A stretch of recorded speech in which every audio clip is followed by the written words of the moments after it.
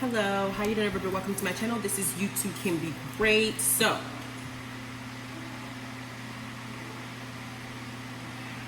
this is You Too Can Be Great. Okay, so I have a fan blowing because I just got out of the shower. I have to take my son to an appointment right after I'm done with these reviews. I'm gonna do Love and Hip Hop first, and then I'm gonna go ahead and take care of Basketball Wives, and then tonight, if I have time, I'm gonna get into Salt Lake City because it just started, okay? And I'm gonna go from there. I have not started watching the Braxton Family Values, and I know Potomac is gonna be starting soon as well, and I know I wanna be getting into that too. So I'm almost figuring out, should I just wait until Potomac starts so I can catch from the beginning, or I have to play catch up with my kids? So I'm gonna do these two reviews. This is the Love and Hip Hop Atlanta Season 12, Episode 9 review. I call it Reveal Your Baby Mama's Ghetto or Not, because I'll give my opinion about it later on as we get to it. And I hope that everybody's prepared and open to accept opinions, whether you like it or not. But we'll just talk about that later. For now, let's get into Zell meeting up with fake-ass Karlie and to discuss that he's planning a baby mama reveal. And I think this idea was given to him by Bambi because Zell is a known bisexual on the show. And so he wants to say, hey, I have a baby on the way. This is who I'm dating, because prior to that, we knew that he was dating Santana. So this is something that they discussed, and this is something that's going to be done. Then we get to Jessica and Shakana's scene. And Shakana's on what looks like a farm with a horse. And Shakana's coming to meet Jessica. And Jessica's there trying to worry about, natural crops because the end of the world is coming close, which she ain't wrong. If you look at biblical times and biblical years, there are things that are end times type situation that's showing right now. And that's in the biblical form. Now, as far as out of the biblical sense, is the world ending? Maybe because of global warming. But Jessica is a unique person. Like, she's weird. She's really odd. But she does have some very intelligent perspective to give when she does speak, if y'all really paying attention. And so that's why I like her for the show. But she basically lets us know, not only she's not living with Karlie anymore because Karlie only wants to talk about herself, be about herself, selfishness, only either that or chasing after a man in her old age. She's really not living with her anymore. Like, she doesn't want to deal with her because it's all about herself. And when she's done doing that, she's now going out into public and talking about her behind her back, and she does not appreciate that. And I agree, Karlie is too messy, and there's several friends that meet her, and they meet her, and after they're done meeting her, all they want to do is beat her up. So I 100% agree with her choosing herself above dealing with Karlie and her mess. So 100%, I think that it's right for Jessica, to go ahead and do what's in her best interest. Then we get to her talking about having a conversation with her. And the only thing I want to touch about in the barn is that this young man in this scene is talking to her, or at least showing them the farm. And she talks about how just because the apocalypse is coming, that's not gonna deter her from sucking cock. And I say, praise the Lord, girl, because it does not deter me either. Apocalypse or not, I will still be doing what I enjoy with whomever I enjoy it with. And let's just be clear, I do give Superhead a run for her money. I'm just saying, let me just dust off my shoulders, because I did perfect my skills too, especially because I'm a married woman and I had to do what I need to do. Does that mean I employ that skill all the time? No, it needs to be earned. Then we have the Baltimore Pride and Santana's mom, as well as Chef D, supporting him in this Pride event. His mom, I love that about her because she gets to see him in his natural atmosphere. Now, there's some scuttlebutt about certain things when it comes to, I would say, Santana's mom and her comfort. With Santana, when he's in his natural setting, she just looks uncomfortable a lot. I don't know if it's just me, but she looks uncomfortable. She looks like, if it's all said and done, this is not the life she would have wanted for her son. It's clear in her face and her perception and how she feels inside of her. And as a mom, when you have a certain image of your son, I get it, but it's not fair to project it. Santana, being that he has this past of being molested and stuff like that too, it does in her head probably play a role as to somebody may have, because some people say that they're in the LGBT community because they were born that way. Others say that it could also be a function of them being groomed into it because that's all they know. And you and I both know that there's a period in a child's life when you're growing up that is a critical period. And what you pick up and what you learn can now become your natural norm because that's what you're used to.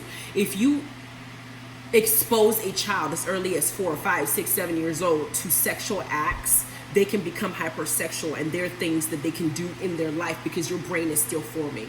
So could that possibly have had an effect on Santana's behavior while he's so flamboyant and things of that nature? It could.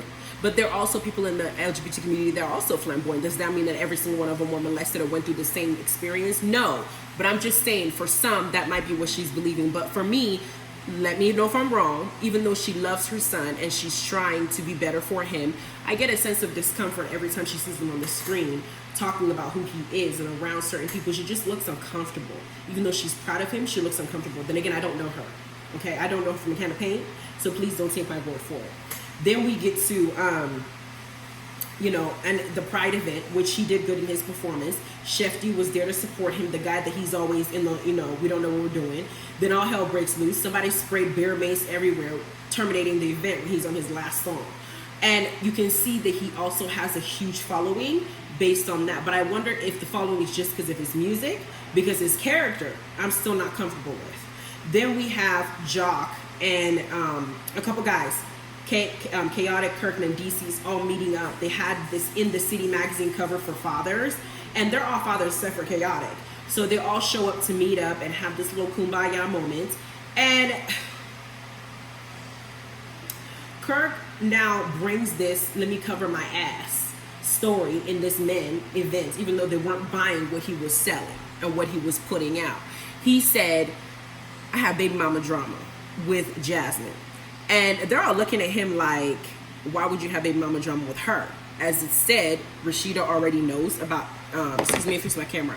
Rasheeda already knows about her existing. Rasheeda has already seemed to somewhat accept the fact that you did this. She's even accepted the fact that you made a baby out. And Scrappy's already running around town saying no matter what Kirk does, Rasheeda's going to stay with him, not really understanding what goes on behind closed doors. She's just running his mouth. Then we have Kirk now covering his butt saying that she's messing with Rasheeda's head, and she's telling Rasheeda that he'll give him some money if she gives him some PUSSY. Now, this story would be all believable if we didn't have proof and we didn't see it in your text messages that you actually said this to her. Then we would believe your lies. But the fact that we read it, you ain't blind, we saw it, just because you deleted your thread to protect your ass and the things that you were saying, did you not think that one day the same girl that put you on blast about having a baby with her on the side because you lied to her and promised her, made empty promises to her that she was going to eventually do this and hang it over your head when you're not doing what she wants to do? It would have been something that she could blackmail you with. If you don't come here and see Cannon, if you don't come here and give me this amount of money for me to fix my booty and do my butt and do my boobs, then I'm going to go to Rasheeda and I'm going to tell her that she's still trying to hit. Even though I know you don't want to marry me, even though I know you don't want to give up your family, you still want to keep Rasheeda there on the business side, because your children and the family respect her and the woman that she is. But me, my young self and my stripper self, you still want to hit. So if you don't come here and do what I need you to do for our baby, I'm going to snitch. As soon as they put her up on camera, it didn't take none but 2 seconds, 2 episodes for her to not open her mouth and say what you did. So for you to sit up here and now sit in front of these men, we all know they ain't buying it. Khaotic was making jokes about it. Khaotic was like, ooh, Kirk is sinking. He is a sinking ship. He is sinking faster than the Titanic. And he now goes and throws Medici into the mix, talking about she brought you up. She said you were in the club.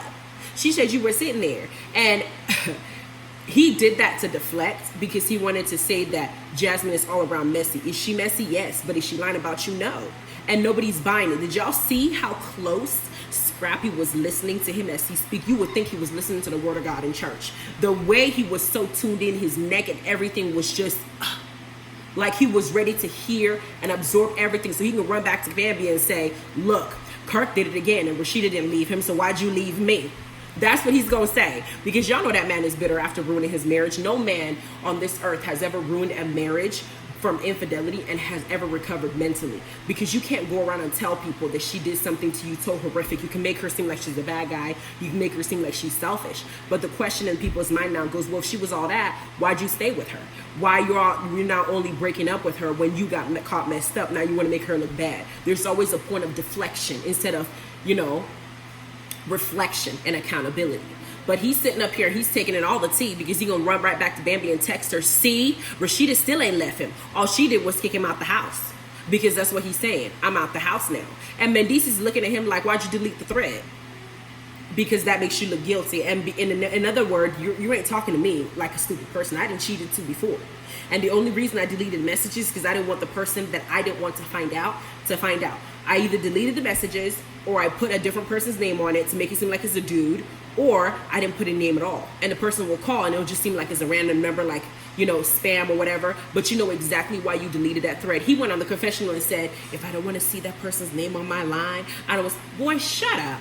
You were able to see her before that. You have to communicate with her because you have a child. So all this is nonsense. Then we get to the next scene where we have the Maryland safe haven scene with Santana and his mom talking to people who may have experienced some kind of difficulty being in the LGBTQ community, whether you're trans, gay, lesbian, anything. And they're speaking in this safe haven location, and Santana brings his mom to kind of tell her side and tell his side about how when he reached high school and he graduated, a lot of the feminine behavior that's coming out of him, a lot of the flamboyance, she just couldn't handle it, so she told him to leave. In other words, kicked him out of the house and made him homeless. And when they asked her, well, what made you, or how are you able to love him now or accepting for who he is? And she said because she found God and she found love in her spirit. And so she can't hold, this anger and stuff like that towards her son for whatever it is that she felt like, how could she say she loves him and how can he be his true self as full as he is if he doesn't have my love to the full extent of it. I get what she's saying, but you can still see some resistance in her acceptance of him. You can still see it. Anybody can still see that she still struggles with it. She wanted her son, and she wanted her son to be her son in the way that it fit her and her narrative and her beliefs and stuff like that. And I get it. At the same time, I don't know if she also has mommy guilt, because a part of her has to ask herself, did I fail him? Because he may not have become, be part of this community had he not been abused. Perhaps we'll never know. I just feel like at this stage in the game, he's old enough. He can make his own decisions. If he needs to go see a psychiatrist or a therapist for what he went through, he can go do that. But I think that Santana is who he is. He chose to be, he is who he is. And I don't see this changing or anything like that. So maybe with time, it can make things better for her. But she got to look around and hear what people are saying and what they experienced. I know one of the trans women there said that she transitioned at 63 like Caitlyn Jenner did. And, she lost everybody. She lost everybody around. I don't know how to, I'm not even going to touch on this because I don't know. This is not my area. This is not my community. This is not, I have not experienced this before. So I really don't want to speak on it to that extent. I just want to talk about what I see whenever I see Santana's mom on screen while she's marketing her book. Is this wrong for me to say that, you can cut me if I'm wrong, but think about this. Is this wrong for me to assume that Santana's mom is conveniently in love and hip-hop because she wants to market her book? I don't know. Or do you think that she genuinely is here for her son? Is that bad for me to make that assertion or assumption? I should say assertion, assumption. Let me know what you guys are seeing, because it could just be me. I could be seeing things. But let me know, because I do want your opinion on that. Anyway, then we get to Jock caught cheating for the millionth time on national television and the magazine by his wife Kendra after being exposed in the blogs for letting a woman wrap herself around him. And I'm just like, I'm sorry. This man knows exactly what he's doing. At this point, you're married. You chose to marry her. You have, I don't know, a shit ton of kids. You've been in multiple relationships. You're old enough to know better. And you know that your wife has trust issues when it comes to your behavior because of your previous actions. Why then put yourself in this environment to be in this position knowing that you're a celebrity of some kind and that everything you do will be misconstrued? It's almost like you enjoy humiliating her because Kendra's standing financially, physically, because she's fine. Her and her big fat ass and everything, she's beautiful as hell with her curves and her money and her, and her company. In my head, I get mad at God because I feel like, why though? Why it gotta be these type of women that are successful and can be independent on their own and can do it without a man, that always end up with a man that just doesn't understand their worth or want to be that type of person? That there's always going to be somebody that's like, You just look at them, say like Kirk and Rasheeda, like Brandy and her husband Jason, like, you know, Kendra and Jock. You're always paired with somebody that doesn't seem like they deserve you, you know. And it happens to a lot of us, me too. And you just kind of ask yourself, does the Lord have this kind of sense of humor? Because this is not funny. Or did you pair us so we can balance their stupidity out? Like, what is this? Like, why'd you do it? Answer me that. Riddle me that, because I want to know. I'm still trying to figure it out. Then we have Kendra now talking to him, and she's always yelling in his face about him. Kind of, it's almost like she's scolding him like a child, and that's after she now threatened for divorce again. Then she's scolding him. She's in his face, and she's basically reprimanding him because she wants him to know that her, you know, what he's doing is not something she's okay with. I mean, she ran home. In my head, I said, well, you have choices here. You can either leave, freeze your eggs, with the understanding that maybe this might not work, or complete your vows till death do you part. I'm not going to tell you who, you know, the death part has to be, but I mean, flip a coin. Then we have Scrappy, Erica, and Imman coming together to discuss Imani's current educational progress and her falling behind because some boy, it's always some boy that got her head wrapped around the clouds and has her failing classes and not really doing what she needs to do, or not performing at the capacity that her brain is supposed to be performing at. And, you know, Eric comes walking in with her fine self. Scrappy already said his prayer about his family and what he, you know, what he sees. Scrappy seems more like the chill parent. He doesn't say anything. Erica is the one who is like the disciplinarian, the strict person. She doesn't want her daughter to make the same mistakes she made. She doesn't want her daughter to get pregnant out of wedlock. She doesn't want her daughter to get pregnant without getting her life together. And she's been raising her as a single mom, and she's been doing a good job imparting certain values in her.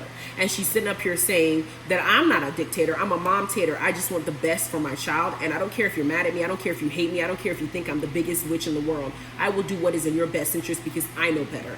I've lived this life. I know what it takes to survive. And the struggles that I went through, I won't want you to go through with it. And if it makes me mean sometimes, then so be it. But I know that you'll be better for it, and you can thank me later. I love her for that. Because of her actions, she now says, I told you your TV and your car shouldn't go with you because I feel like it's a distraction for you, especially because you have a boy in the picture too. And she starts crying because obviously you don't want to lose your car. I mean, what college student, especially a freshman, wants to lose their car? You go in there and you're flexing, especially the car that she got. Of course you're going to go there and flex. You don't want to lose your car. And, you know, she's doing it. She's, you know, tearing up. And I love that Scrappy backed Erica, and he didn't go against her to try and be the nice parent. He just stayed quiet, let Erica say what she needed to say this is what I'm going to do. I don't care if you're mad at me, and you just support me. Because Scrappy was like, I'll put your TV in your room. But you still ain't taking it because your mama said so. I love that. They did get some clarity, which I feel like maybe Karlie already contacted Erica to tell Erica that, you know, Amy's up in Scrappy's DMs, because Erica now made it clear to her daughter, your father and I are not dating. And Scrappy's like, ooh, I thought we were. But Scrappy, if you thought you're dating, why are you in somebody else's DMs? Like, pick a struggle. Pick a struggle. If you want to be with Erica, be with Erica. You don't need to mess it up because you keep coming back there. So maybe put all your heart and soul into it. Don't mess up and see if it works out. Because what's going to happen is if you even end up with Amy and things mess up, you might end up back here again. Just try it out the right way with any woman that you're with and see what works out. And this won't be a problem, but hell, we already know what you're going to do. Then we have Zell's baby mama review with the team. Now, at the beginning of it, Jessica feels the need to tell Kendra after what she saw on the blogs. She said, you need to divorce that man, leave that man. And she said in the confessional, I just felt the need to tell her, Jock ain't gonna change. And Zell also pulls Kendra to the side and tells Kendra the truth about how he feels. And in the confessional, he says, I believe that she can do way better than Jock. I like Jock, but I 100% think that she can do way better than him. And that he needs to either step up and be a husband because he knows how. This man is not dumb. Every man that does something messed up knows they're doing something messed up to the person they're doing it with. You're not stupid. You're not a child that I need to school. You know what I'm saying? But you're doing it because you think it's something that you can get away with. And it's just so childish because why risk your home for someone that's just, you know, like a distraction? Why would you do that? Like, is it worth it to you? Is it?